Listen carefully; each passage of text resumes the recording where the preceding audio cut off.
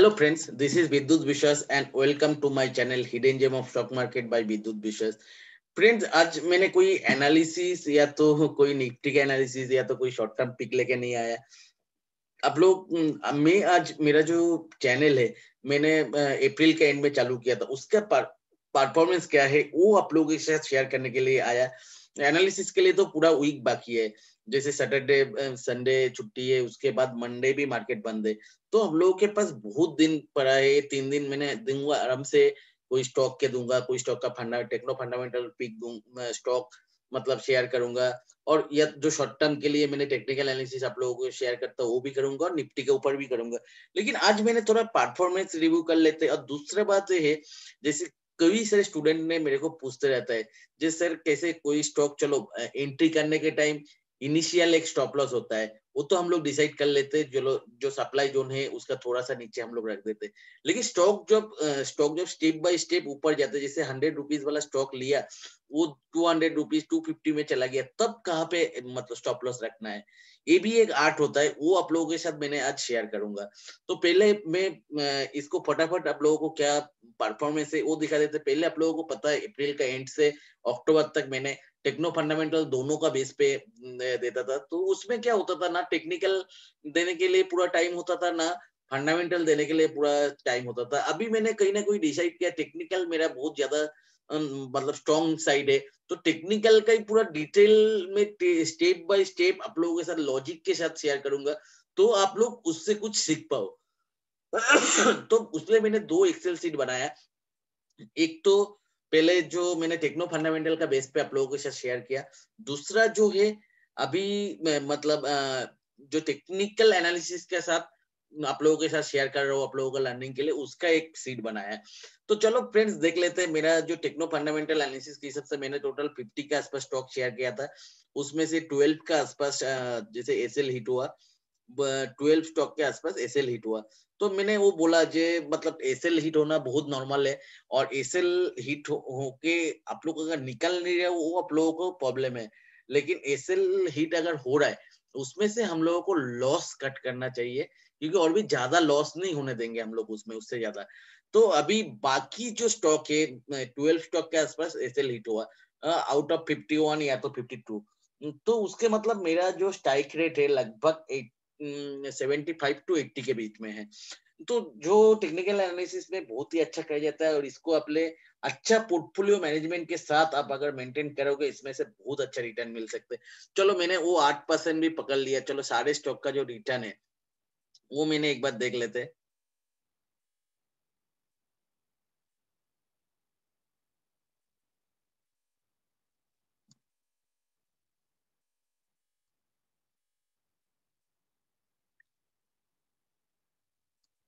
इसमें जैसे मैं एवरेज देखूंगा, ये जो स्टॉप लॉस हिट हो गया वो भी कंसीडर करके भी हम लोगों को जो एवरेज रिटर्न है वो है 36%। तो मेरा जो चैनल है वो 6 महीने में किया है, तो 6 महीने में जो 51 52 स्टॉक शेयर किया, तो उसके हिस्सा उसके ऊपर मेरा 36% रिटर्न है। तो कैन यू इमेजिन, मैंने ऐसा नहीं बोल रहा हूँ सिर्फ वही देखा लो, जो स्टॉक मतलब परफॉर्म किया वो नहीं दिखा रहा हूँ, टोटल स्टॉक का मैंने एनालिसिस दे रहा हूँ। जैसे इसमें हिंडल को 98% रिटर्न दिया, लूरास लैब 251% रिटर्न दिया, आईओएलसीपी आपको 138% रिटर्न दिया, गैनुअल्स 109% रिटर्न दिया, एस्टेक 86% रिटर्न दिया। और ये भी मैंने करंट प्राइस के हिसाब से बोल रहा हूँ, लास्ट 2 3 महीने से परफॉर्म नहीं किया, आप लोगों को पता है। मैं अगर हाईएस्ट जो है उसके हिसाब से बोलूंगा, तब तो बहुत ही ज्यादा है। हाईएस्ट के हिसाब से हिंडल को 103%, लोरस लैब 283%, और आईओएलसीपी 175%। आप गैनुअल्स देखोगे 144%। जैसे जेएसडब्ल्यू स्टील अगर मेरा जिस हिसाब से दिया, जिस जगह पे दिया था उसके हिसाब से 2 to 6%, अभी वो 109% रिटर्न है। चलो अभी के हिसाब से मैं शेयर कर लेता हूँ। उसके बाद एस्टेक है 86%, और हाईएस्ट प्राइस के हिसाब से 168% रिटर्न है। तो बोइवाब ग्लोबल 74% रिटर्न है, और हाईएस्ट रिटर्न के हिसाब से 77% है। ये आपको सारेगामा 70% रिटर्न है और हाईएस्ट के हिसाब से 78% रिटर्न है। और एडवांस एंजाइम 65% और हाईएस्ट के हिसाब से 78% रिटर्न है। ये आपका सिंजिन 63% रिटर्न और हाईएस्ट के हिसाब से, हाईएस्ट प्राइस के हिसाब से 68% रिटर्न है। आप अगर देखोगे एस्ट्राजेनेसा 62% रिटर्न है करंट प्राइस के हिसाब से और हाईएस्ट के हिसाब से 92% रिटर्न है। तो कितने सारे स्टॉक कितना अच्छा परफॉर्म किया। तो 6 महीने में 251%, इवन 6 महीने में कोई 30% भी रिटर्न देता है तो उसको बहुत अच्छा कहा जाता है, क्योंकि हम लोग उसको बोलते हैं साल में ईयरली आप अगर 25% रिटर्न मार्केट से निकल पा रहे हो तो बहुत अच्छा है। तो मेरा जो स्टॉक सिलेक्शन है वो उसका एवरेज रिटर्न 36% है। उसमें क्या हुआ, लास्ट 3 महीने एक बहुत ही स्टीप करेक्शन के अंदर से गया, जैसे हम लोगों को पता है स्मॉल कैप मिड कैप उसमें कंसोलिडेशन फेज में जा रहा था। अभी नहीं, अभी इससे मतलब उससे निकला है। और आप लोगों को पता है स्मॉल कैप मिड कैप और निफ्टी 500 जब कंसोलिडेशन फेज में जाता है तो बॉर्डर मार्केट परफॉर्म नहीं करते, out of few index stocks कोई परफॉर्म नहीं करते। तो बिना परफॉर्म किया नहीं है तो उसके मैं अगर हाईएस्ट रिटर्न के हिसाब से देखूंगा, जो हाईएस्ट रिटर्न में आप लोग अगर बुक किया उसके हिसाब से मैं देखूंगा, तब आपको 57% एवरेज रिटर्न है। तो वो तो मेरे को नहीं पकड़ना है, क्योंकि जो अभी मैं ये गेस कर रहा हूँ, अभी भी आप सारे स्टॉक होल्ड कर रहे हो तब भी 36% रिटर्न है, और वो भी 6 महीने में। Can you imagine. और नाउ अभी जो टेक्निकल के ऊपर बेस करके आप लोगों के साथ शेयर कर रहा हूँ, जस्ट 1 वीक हुआ इसका शेयर करने का कोई मतलब नहीं बनता है। तो उसमें मैंने टोटल अभी तक 21 स्टॉक, और ये कोई रिकमेंडेशन नहीं है, मैं मेरा स्टडी शेयर कर रहा हूँ, आप लोग उसमें से सीख पाओ कुछ। तो उसमें से हाईएस्ट रिटर्न अभी तक दे रहे टाटा मोटर्स जो 15.5% रिटर्न दिया, उसके बाद मंटे कार्लो 12.4% रिटर्न दिया, L&T finance 11.5%, Tata chem 10.4%, DCB bank 8% के आसपास रिटर्न दे रहा है, Bata 6.5%, Divi's lab 5%, Eveready 4.7%, Balkrishna industry 4.7%। तो एक दो स्लाइटली नेगेटिव, क्योंकि ये जस्ट मैंने अभी 1-2 दिन ही हुआ दिया, तो स्लाइटली नेगेटिव। और उसमें से सबसे खराब परफॉर्म जो कर रहा है वो है टाटा स्पंज, तो वो -5.1% मतलब रिटर्न दे रहे। स्टिल कोई स्टॉक अभी तक स्टॉप लॉस हिट नहीं हुआ। ऑब्वियसली कोई ना कोई स्टॉक इसमें से स्टॉप लॉस तो हिट होगा ही होगा। तो हिट होगा तो हम लोगों को निकलना पड़ेगा। लेकिन बाकी जो स्टॉक, जैसे इनमें से कोई स्टॉक कल भी दिया मैंने, तो अगर सबका एवरेज मैंने निकालूंगा तो एवरेज रिटर्न है 3.6%। That is not bad with in 10 days, not even 10 days। so 6.5% return with in 10 days, not bad. तो फ्रेंड्स अभी क्या है, मार्केट ऑल टाइम हाई पे जा रहा है, सब डर रहे हैं कभी भी क्रैश हो सकता है। ऐसा नहीं होता है फ्रेंड्स। मार्केट जब ऊपर जाता है तब देखना, कोई भी स्टॉक जब 52 वीक्स हाई देते हैं तो हाई में ही जाता है। चलो मैं पकड़ भी लिया, अगर मार्केट क्रैश हुआ तो उसके लिए आप लोगों को प्रिपेयर रहना चाहिए। कैसे आप लोग मतलब आप लोग का पोर्टफोलियो बचाओगे। चलो ये सब स्टॉक मैंने तो आप लोगों को लर्निंग के लिए लिया, लेकिन आप लोग तब भी इसको अगर ले लिया तो उसमें से कैसे बचना है। देखो इस कलम में सारे स्टॉप लॉस दिया हुआ है, आप लोग ये वीडियो को पॉज करके सब स्टॉप लॉस लिख के रख सकते हो। स्टॉप लॉस अगर हिट हो गया, डेली क्लोजिंग बेसिस पे इसके नीचे क्लोज हुआ तो आप लोगों को एग्जिट कर जाना चाहिए टेम्पोररी। फिर से उसके ऊपर आएगा तो हम लोग फिर से ले सकते हैं वो स्टॉक को। और दूसरा, अगर स्टॉक प्राइस मतलब ऊपर जा रहा है, तो सोचो इधर से 40% 50% ऊपर जा रहे, तो ऑब्वियसली हम लोगों को जो अभी इनिशियल में हम लोग एंट्री किया वो स्टॉप लॉस के लिए हम लोग वेट नहीं करेंगे। तब क्या करेंगे, मैं जनरली एक मेथड फॉलो करता हूँ। सोचो कोई स्टॉक जब ऊपर जाते कैसे जाते, एक हाई देते, कोई स्टॉक तो ऐसा ऊपर नहीं जाते एक बार में। वो स्टॉक कैसे जाते हैं, ऐसे जाके एक हाई देगा, उसके बाद थोड़ा सा करेक्शन करेगा, उसके बाद फिर से ऊपर, फिर से एक करेक्शन देगा, होल्ड करेगा उस प्राइस को, फिर से ऊपर जाएगा, फिर से नीचे जाएगा। तो स्टॉक जब ऊपर जाता है continuous high low, higher high higher low देके ऊपर जाता है। तो अभी जब तक ये हायर हाई हायर लो दे रहे तब तक हम लोग बोलते हैं स्टॉक अप ट्रेंड में है। अभी सोचो कोई एक जगह पे जाके स्टॉक और हायर हाई या तो ये दे नहीं पाया, या तो थोड़ा सा ऊपर जाके फिर से नीचे आके, जैसे इस जगह पे देखो ये लास्ट लो तक कभी ये पहुंचा नहीं है, लेकिन सोचो ये थोड़ा सा ऊपर जाके आके लास्ट लो को तोड़ के नीचे आ गया। तो लास्ट लो को तोड़ा इसका मतलब इसका कहाँ पर भी ये लो देगा, जैसे स्टॉक जब ऊपर जाता है हायर हाई हायर लो देते हैं, अभी लास्ट लो को तोड़ा तो ये कहाँ पर भी लो देगा, इस लो से तो लोअर ही होगा। और हम लोगों को सबको पता है लोअर लोअर लो लोअर हाई हम लोगों को डाउन ट्रेंड में मिलता है। तो जब भी ये जो लास्ट लो को इसने तोड़ दिया तो उसको डाउन ट्रेंड का कंफर्मेशन हो गया। तो क्योंकि ये कहाँ पर भी लो देगा, इस लो से नीचे ही होगा, तो हम लोगों को क्या मिलेगा, लोअर लो मिलेगा। लोअर लो हम लोग को डाउन ट्रेंड में ही मिलता है। तो हम लोग जैसे स्टॉक का प्राइस ऊपर जाते रहेगा, जैसे लास्ट हाई को जब सोचो इस जगह पे करेक्शन हुआ है, लास्ट हाई को जैसे क्रॉस किया तो ये जो लो है, मैंने स्टॉप लॉस है जो इनिशियल लेवल का स्टॉप लॉस है वो इधर मैंने शिफ्ट कर दूंगा।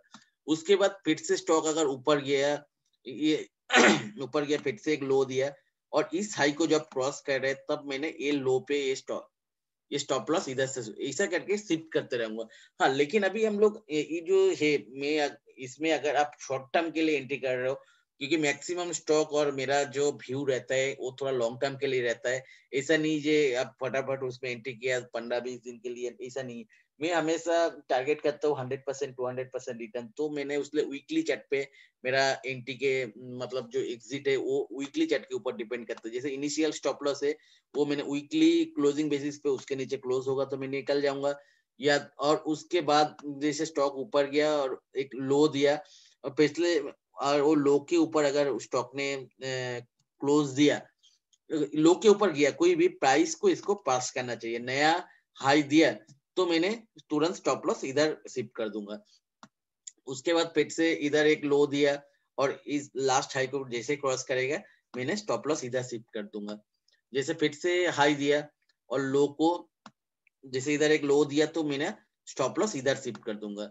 तो ऐसा करके चलते रहेगा, जैसे वो लास्ट लो को जिस पॉइंट पे इसने ब्रेक करेगा उस पॉइंट पे मैंने निकल जाऊंगा।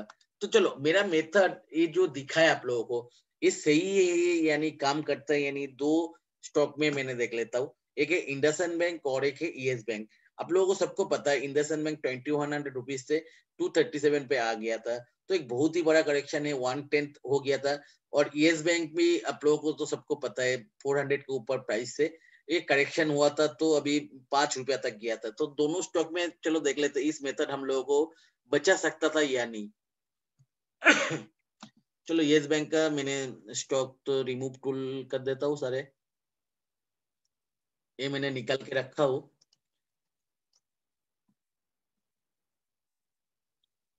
चलो इस जगह से येस बैंक ऊपर जा रहा था,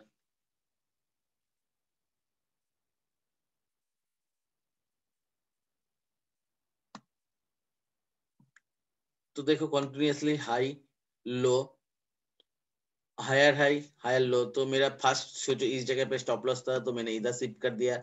उसके बाद इधर शिफ्ट किया तो इधर ऊपर गया, फिर से एक ही जगह पे वो किया, ये लो को तोड़ा तो इस जगह पे मेरे को एग्जिट बन जाता। चलो आप इस जगह पे एग्जिट नहीं किया, सोचो आपने इस जगह पे एंट्री किया था तो आपको इस जगह पे एक इनिशियल स्टॉप लॉस रहेगा, उसके बाद भी high low high higher low higher high. देखो इस जगह पे जैसे तोड़ा, जैसे वो 360 का आसपास इसको ब्रेक करके वीकली क्लोजिंग बेसिस पे इस जगह पे क्लोज हुआ, तो हम लोगों को इस जगह पे नेक्स्ट वीक मंडे जैसे ओपन हुआ इस जगह पे हम लोगों को एग्जिट कर जाना चाहिए था।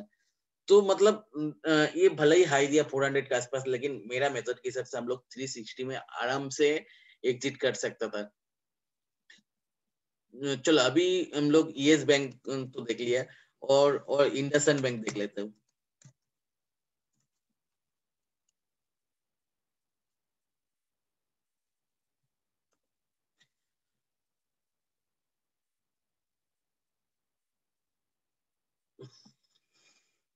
चलो हम लोग मैं गेस कर रहा हूँ इस जगह पे हम लोग लगभग 900 के आसपास एंट्री किया था, इस जगह पे हाई लो। तो इस जगह पे सोचो आपको एक इनिशियल स्टॉप लॉस था, तो जैसे इस हाई को क्रॉस किया तो मेरा स्टॉप लॉस इधर आ गया। तो उसके बाद फिर से हाई लो, तो मेरा स्टॉप लॉस कंटिन्यूअस शिफ्ट होता गया, फिर से हाई लो, तो मेरा स्टॉप लॉस फिर से इधर शिफ्ट हो गया, इक्वल हाई। लास्ट हाई को क्रॉस नहीं कर पाया तो इसमें स्टॉप लॉस तो मेरा इधर ही रह गया। तो फिर से एक हाई दिया और इस जगह पे एक लो दिया। तो ये पॉइंट्स मतलब ये दोनों को इसने क्रॉस करके किया तो मेरा स्टॉप लॉस इधर शिफ्ट हो जाएगा। तो इस जगह पे जैसे ये 17 लगभग 1700 टू 1800 के आसपास है, तो उस जगह पे 1770 के ऊपर ये 1850 के आसपास इसने ये लास्ट लो को ब्रेक करके उसको वीकली क्लोजिंग बेसिस पे क्लोज हुआ। तो इस कैंडल पे हम लोग निकल जाएंगे। तो इस कैंडल पे भी निकल जाता था तो हम लोग 1700 के आसपास मार्केट से एग्जिट करने के लिए एग्जिट कर सकता था। लेकिन जो लोग एग्जिट नहीं किया, तो देखो अभी क्या हुआ था उसके बाद।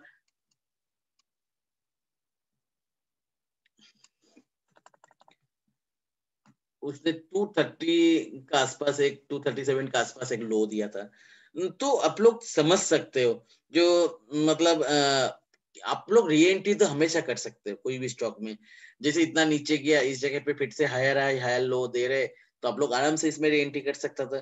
तो अब कितना सोचो अब 900 पे गया एंट्री किया था और 1800 पे निकल गया, तो आप लोग तो 100% प्रॉफिट मिला। और इतना बड़ा गेन अब सेव करने के लिए ये सक्सेसफुल हो जाता था। लेकिन आप अगर होल्ड करके बैठा था तो चलो इंडसइंड बैंक तो अच्छा स्टॉक है, फंडामेंटल बहुत अच्छा है, इस जगह पे तो सब बोलता था जे पीएस प्राइवेट बैंक्स में इंडसइंड बैंक जैसा कोई बैंक नहीं होता था। लेकिन इस जगह पे सब बोलने लग गया था इंडसइंड बैंक तो बेकार फालतू का बैंक है। लेकिन वैसा नहीं होता है फ्रेंड्स, एक दिन में कुछ भी नहीं होता है। एक चीज इस जगह से लोगों को लग रहा था बहुत अच्छा बैंक है तो इन्वेस्टर लोग इन्वेस्ट करने गया, तो इस जगह जो लोग इन्वेस्ट किया वो तो प्रॉफिट तो बुक करेगा ही। तो वही होता है नीचे ऐसा आया तो उसका ऑब्वियसली फंडामेंटल भी कुछ चीज मतलब खराब हुआ था। जो हम लोग जो स्मार्ट मनी है उन लोगों को बहुत पहले पता रहता है हम लोगों से, तो ऊपर वो लोग डिस्ट्रीब्यूशन करने लग जाता था। तो कहाँ ना कहाँ पे वो चार्ट पे दिखाई देता है पहले से ही। तो हम लोग भी उसको फॉलो कर सकते हैं। जैसे लास्ट लो को कोई स्टॉक क्रॉस कर रहा है, लास्ट लो के नीचे वीकली बेसिस पे क्लोज हो रहा है, तब हम लोगों को इन्वेस्टमेंट जो पीक से मतलब उस स्टॉक से हम लोगों को एग्जिट कर जाना चाहिए। ऐसा नहीं ये स्टॉक तो फंडामेंटली बहुत अच्छा है इसको होल्ड करके बैठ, तो दोनों ये स्टॉक से आप लोगों को मैंने एक समझाया है कि कैसे एग्जिट करना चाहिए कोई स्टॉक से। होप आप लोग इसको समझ गए हो। अगर नहीं समझ पाया तो मेरे को फिर से बताओ, मैं फिर से इसके ऊपर और एक वीडियो बनाऊंगा। चलो अभी के लिए इतना ही है। ये कल मिलेंगे निफ्टी के ऊपर एनालिसिस लेके।